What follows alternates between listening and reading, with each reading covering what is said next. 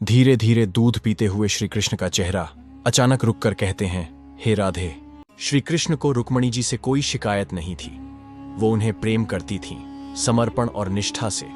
लेकिन एक दिन भोजन के बाद कुछ ऐसा हुआ जिसने रुक्मणी जी को भीतर तक झकझोर दिया। उन्होंने श्री कृष्ण को दूध दिया, पर दूध अधिक गर्म था। जैसे ही श्री कृष्ण ने पिया, उनके श्रीमुख से निकला, हे राधे। रुक्मणी चौंक गई। उन्होंने विनम्रता से पूछा, प्रभु, ऐसा क्या है राधा जी में जो आपकी हर सांस, हर भाव में बस वही दिखाई देती है? मैं भी तो आपसे अपार प्रेम करती हूं। श्री कृष्ण मुस्कुराए और शांत स्वर में बोले, देवी, क्या आपने कभी राधा से भेंट की है?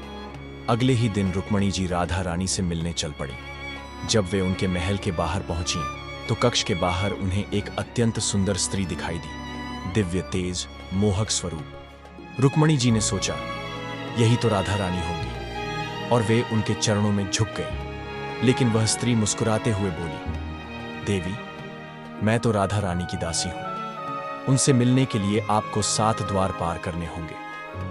रुक्मणी जी आश्चर्य में डूब गई। अगर उनकी दासी ही इतनी रूपवती है तो राधा रानी स्वयं कितनी दिव्य होंगी। वे 7 द्वार पार करती हुई अंत में उस कक्ष तक पहुंची जहां राधा रानी विराजमान थी।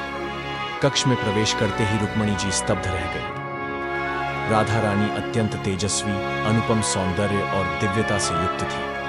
उन्हें देखकर रुक्मणी सहसा ही उनके चरणों में गिर पड़ी। लेकिन तभी उनकी दृष्टि राधा रानी के शरीर पर पड़ी, जहां जगह जगह छाले थे। कांपते स्वर में रुक्मणी ने पूछा, देवी, आपके शरीर पर ये छाले कैसे?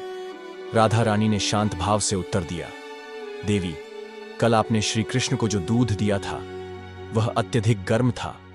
उससे उनके हृदय पर छाले पड़ गए, और क्योंकि उनके हृदय में सदा मेरा ही वास होता है, वही छाले मेरे शरीर पर प्रकट हो गए। यदि राधा रानी की यह दिव्य लीला आपके हृदय को छू गई हो तो कमेंट में प्रेम से एक बार लिखिए, राधे राधे।